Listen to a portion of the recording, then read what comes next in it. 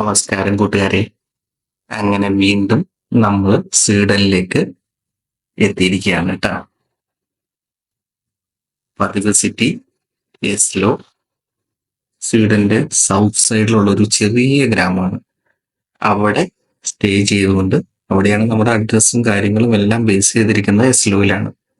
എസ്ലോയിൽ base ചെയ്തിട്ട് എന്നും ലുണ്ട് എന്ന് പറയണ എസ്ലോയിൽ നിന്നൊരു 20 കിലോമീറ്റർ ദൂരമുള്ള ഒരു ചെറിയ സിറ്റി ട്രെയിനിൽ പോയി എന്നും അവിടെ പോയി വർക്ക് ചെയ്യാം എന്നാണ് തീരുമാനിച്ചേക്കുന്നത്. ഈ സമ്മർ ഫുള്ളായിട്ട് ട്രെയിൻ പിടിച്ച് ഒരു മന്ത്ലി പാസ് ഏറെക്കുറെ 1000 ക്രോണ എന്ന് പറയുന്നത് 100 പൗണ്ട് വരും മന്ത്ലി പാസ്. എസ്ലോ ടൗണിൽ നിന്ന് മനോഹരമാണ് ഇവിടുത്തെ ടൗൺ. ഞാൻ പലപ്പോഴും പറഞ്ഞിട്ടുണ്ട്, വൃത്തിയുടെ കാര്യത്തിലാണെങ്കിലും പച്ചപ്പിന്റെ കാര്യത്തിലാണെങ്കിലും വളരെ മനോഹരമാണ് സ്കാൻഡിനേവിയ സ്വീഡൻ. ട്രെയിനുകളൊക്കെ ആണെങ്കിൽ വളരെ ഭംഗിയുള്ളതും നീറ്റ്. നമുക്ക് ഒരിക്കലും ഒരു ഇത് തോന്നില്ല. അതിൻ്റെ ഉള്ളിലെ ട്രെയിനിൻ്റെ ഉള്ളിൽ 4 പേർക്ക് ഇരിക്കാവുന്ന ഒരു കസേരയും ഒരു ചെറിയ ടേബിളും. ഭംഗി ആസ്വദിച്ചിരിക്കാനുള്ള സമയമല്ല, ഒരു 10, 11, 12 മിനിറ്റിൽ നമ്മൾ ലുണ്ടിലെത്തും. അവിടെയാണ് നമ്മൾ കാറ് പാർക്ക് ചെയ്യുന്നത്. കാറ് പാർക്ക് ചെയ്തിട്ട് അവിടുന്ന് നമ്മൾ ഡെലിവറി ചെയ്യുന്നത്. നിങ്ങൾക്കറിയാം, UK നമ്മുടെ വണ്ടി അവസാനം വാങ്ങിച്ചിരുന്ന വണ്ടി ഹോണ്ട ജാസ് ആയിരുന്നല്ലോ. ഇവിടെയും അതുപോലെ തന്നെ ഹോണ്ട ഒരെണ്ണം പഴയത് വാങ്ങിച്ചിട്ടുണ്ട് കേട്ടോ. ഞാൻ കാണിച്ചു തരാം. അതിലേക്കാണ് നമ്മൾ പോണത്. ലുണ്ടിലെത്തി. ലുണ്ട് റെയിൽവേ സ്റ്റേഷനിൽ ഇടതുവശത്ത് മനോഹരമായ പുതുമയാർന്ന കെട്ടിടങ്ങളും വലതുവശത്ത് ഫ്രണ്ട് ഭാഗത്ത് പഴമയുടെ കെട്ടിടങ്ങളുണ്ട്. ഇത് 10-200 വർഷം പഴക്കമുള്ളതാണെങ്കിൽ പോലും നമ്മുടെ ഗ്ലാസ്ഗോയിലെ പോലെയല്ല ഇവിടുത്തെ കെട്ടിടങ്ങൾ. വളരെ ഭംഗിയായിട്ടും അപ് ടു ഡേറ്റ് ആയിട്ടും നിലനിർത്തിയിരിക്കുന്ന ബിൽഡിങ്ങുകളാണ് ഇവിടുത്തെ. അതുപോലെ തന്നെ റെയിൽവേ സ്റ്റേഷൻ ആയിക്കോട്ടെ, ഫുട്പാത്തുകളായിക്കോട്ടെ, നിങ്ങൾക്ക് ആ വ്യത്യാസം മനസ്സിലാവും. ഇത്ര ഭംഗി, ഇത്ര വൃത്തിയിൽ എങ്ങനെ ഒരു നഗരം നമ്മൾ മെയിൻറ്റെയിൻ ചെയ്യാമെന്നുള്ളത് സ്കാൻഡിനേവിയയിൽ വന്നാലേ നമുക്ക് മനസ്സിലാവുള്ളൂ. ഇനി സ്റ്റെപ്പുകൾ കയറി ഞാൻ അപ്പുറത്തെ ഭാഗത്തേക്ക് ഇറങ്ങാനിട്ടും റെയിൽവേ ഇന്ത്യയിലെ പോലെ നമുക്ക് ട്രെയിൻ ക്രോസ് ചെയ്യാൻ പറ്റില്ല.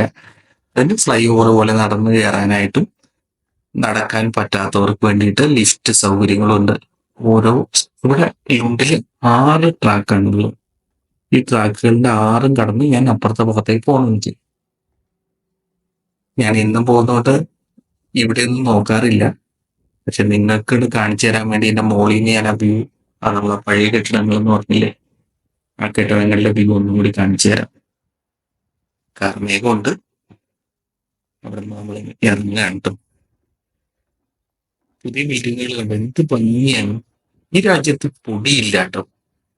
മരങ്ങളാണെങ്കിൽ പോലും ചെടികളാണെങ്കിലും ഒക്കെ നല്ല പച്ചപ്പിൽ നിൽക്കുന്നത് പൊടികളില്ലാത്തതുകൊണ്ടാണ്. ഈ എല്ലാ സ്ഥലവും നല്ല നീറ്റായിട്ട്, ഒരു തുള്ളി പോലും അഴുക്കോ അല്ലെങ്കിൽ വൃത്തികേടായിട്ട് ആൾക്കാർ പെയിന്റ് അടിച്ച് വെക്കുകയോ ഒന്നുമില്ല. അത് നമ്മുടെ ഈ ജനങ്ങളുടെ ഒരു ഉത്തരവാദിത്വം കൂടിയാണ് അവർ ആ ഭംഗിയായിട്ട് അത് നിലനിർത്തുന്നത്. എവിടെ നമ്മൾ ക്യാമറ പിടിച്ചാലും മനോഹരമായ ഒരു ക്യാൻവാസ് പോലെയായിരിക്കും. നമ്മൾ UK കണ്ടത് വേറൊരു ഭംഗിയാണെങ്കിൽ ഇവിടെ കണ്ട് വേറൊരു ഭംഗിയാണ്. ഇവിടെ ആൾക്കാർ പകുതി കൂടുതൽ പേര് സൈക്കിൾ ഉപയോഗിക്കുന്നവരാണ് കേട്ടോ. അതിനുവേണ്ടി ഒരുപാട് ഫെസിലിറ്റീസ് ഉണ്ട്. ട്രാക്കുകൾ, നടന്നു പോകാനുള്ള ട്രാക്ക്, അതിൻ്റെ ഒപ്പം തന്നെ സൈക്കിളിന്റെ ട്രാക്കുകൾ. ഇതിലൂടെ എത്ര പേര് സൈക്കിള് ഇന്ന് പോയിട്ടുണ്ട്, ഈ മാസം പോയിട്ടുണ്ട്, ഈ വർഷം അല്ലെങ്കിൽ ഇതുവരെ എത്ര പേര് ഇതിൽ കൂടെ സൈക്കിളിൽ കടന്നു പോയിട്ടുണ്ടെന്ന് വരെയുള്ള ഒരു ഡിസ്പ്ലേ ബോർഡ് ഇവിടെ കാണിക്കുന്നുണ്ട്. കൂടാതെ സൈക്കിളുകാർക്ക് കാറ്റടിക്കാൻ, ഇങ്ങനെയുള്ള കാറ്റടിക്കാനുള്ള ഫെസിലിറ്റി ഒക്കെ പല സ്ഥലങ്ങളിലും ഉണ്ട് കേട്ടോ. ആ സൈക്കിളിന്റെ ട്രാക്കൊക്കെ ഒന്ന് നോക്കിയാൽ നമ്മൾ നടക്കാനുള്ളത് എന്ത് ഭംഗിയായിട്ട്. ഒരു കഷ്ണം പേപ്പറോ ഒരു സിഗരറ്റ് കുറ്റിയോ ഒന്നും ഇവിടെ ഉണ്ടാവില്ല കേട്ടോ. അതിന്റെ സൈഡിൽ ഇത് ഞാൻ കാറിന്റെ അടുത്തേക്ക് പോകണ ഒരു വഴിയാണ് കേട്ടോ. കുട്ടികൾക്ക് കളിക്കാനുള്ള പാർക്കുകൾ, അതുപോലെ സായന്തനത്തിൽ വന്നിരിക്കാൻ പറ്റിയ കസേരയൊക്കെ ഇട്ട് വലിയവർക്ക് വന്നിരുന്ന് കാറ്റ് കൊള്ളാൻ പറ്റിയ സ്ഥലങ്ങൾ. അങ്ങനെ ഒരുപാട് ഫെസിലിറ്റീസ് ഗവൺമെന്റ് പൗരന്മാർക്ക് വേണ്ടി ഒരുക്കിയിരിക്കുന്ന ഒരു സ്ഥലമാണ് കേട്ടോ. ഇതൊക്കെ മെയിൻറ്റെയിൻ ചെയ്യുന്ന നല്ലൊരു കോസ്റ്റ് ഉണ്ട്. അവർക്ക് ഇത്ര വൃത്തിയിലും ഈ ഈ പുല്ലും കാര്യങ്ങളൊക്കെ വെട്ടിയൊക്കെ നിർത്താനും കാര്യമൊക്കെ, അതൊക്കെ ഈ പഞ്ചായത്ത് പോലെ ലുണ്ട് കമ്മ്യൂൺ എന്ന് പറയുന്ന അവരാണ് ഇത് മെയിൻറ്റെയിൻ ചെയ്യുന്നത് ഫുള്ള്. നമ്മൾ ടാക്സ് കൊടുത്താൽ 33% ടാക്സ് ആണ് ഈ സിറ്റിയില്. നമ്മൾ പണിയെടുത്തു കഴിഞ്ഞാൽ 100 രൂപ പണിയെടുത്തു കഴിഞ്ഞാൽ അതിന്റെ 33% ഡയറക്റ്റ് ആയിട്ട് ഗവൺമെന്റിന് പോകും. പക്ഷെ ചില സമയത്ത് നമുക്ക് കൊടുക്കാൻ സങ്കടമില്ല കേട്ടോ. കണ്ടോ ജിമ്മും ബീറ്റൊക്കെ പിടിക്കുന്നവർക്ക് നമ്മൾ ഈ പണിക്കൊന്നും നിൽക്കാറില്ല. നമുക്ക് പിന്നെ കുറച്ച് വിയർപ്പിന്റെ അസുഖം ഉള്ളതുകൊണ്ട്, അല്ലെങ്കിൽ നിങ്ങൾ ഇതിലൊക്കെ ഇൻട്രസ്റ്റ് ഉള്ളവരാണെങ്കിൽ വെയിറ്റ് എടുക്കാനും അതുപോലെ ഇങ്ങനെ ഓരോ കാര്യങ്ങൾ ചെയ്യാനും അതിനൊക്കെ ടൈം കണ്ടെത്തുന്നവർക്ക് വളരെ നല്ല ഫെസിലിറ്റീസ് ഉണ്ട്. ആ ബിൽഡിങ്ങുകളൊക്കെ പുറകിലുള്ള ബിൽഡിങ്ങുകൾ, പുല്ല് വെട്ടി നിർത്തിയിരിക്കുന്നത്, മരങ്ങൾ, അതിൻ്റെ ഇടയിലൂടെ പോകുന്ന വഴികൾ, ഇത് നമുക്ക് ഈ നടന്നു പോകുമ്പോൾ നമുക്കൊരു 10 മിനിറ്റ് നടക്കാനുണ്ട് എനിക്ക് കാറിന്റെ അങ്ങോട്ട് അടുത്തേക്ക്. ഇവിടെ പാർക്കിംഗ് വളരെ ബുദ്ധിമുട്ടാണ്. മിക്ക സ്ഥലങ്ങളിലും പേ പാർക്കിംഗ് ആണ്. പക്ഷെ നമ്മളിവിടെ സിറ്റിയിൽ ഞാനൊരു 5 കൊല്ലം താമസിച്ചുകൊണ്ട് എനിക്കറിയാം റെയിൽവേ സ്റ്റേഷൻ്റെ അടുത്ത് എവിടെ നമുക്ക് ഫ്രീ ആയിട്ട് പാർക്ക് ചെയ്യാന്നുള്ളത് നമുക്കറിയാം. അതുകൊണ്ട് അതിൽ കൂടെ ഷോർട്ട് കട്ടൊക്കെ നടന്നു, അതൊരു ഭംഗിയാണ് ശരിക്കും. അതിൽ കൂടെ കടന്നു പോവുക എന്ന് പറയുന്നത്, ഇതിൽ കൂടെയൊക്കെ കടന്നു പോയി സൈക്കിളുകാർ എവിടെ ഉണ്ടാവും. ഇപ്പം സൈക്കിളുകാരില്ലാത്ത വഴികൾ നമുക്കില്ല. പക്ഷെ ഈ വീടുകൾക്കൊന്നും മതിലുകളില്ല കേട്ടോ. മതിലുകളല്ല, അവര് ചെടികൾ കൊണ്ടുള്ള മെയിൻ്റനൻസ് ആണ് കൂടുതലും ചെയ്തിരുന്നത്.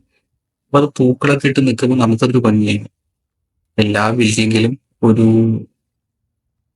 ഡസൻ കണക്കിന് സൈക്കിളുകൾ, അത് വിവിധ രീതിയിലുള്ള സൈക്കിളുകൾ പാർക്ക് ചെയ്തിട്ടുണ്ടാവും. അതിൽ കൂടെ നമുക്ക് കടന്നു പോകും. ഇതൊക്കെ അവർ ലോക്ക് ചെയ്ത് വെച്ചേക്കാണ്, അത് കുഴപ്പമില്ല. നമ്മൾ ഇവിടെ കടന്നു,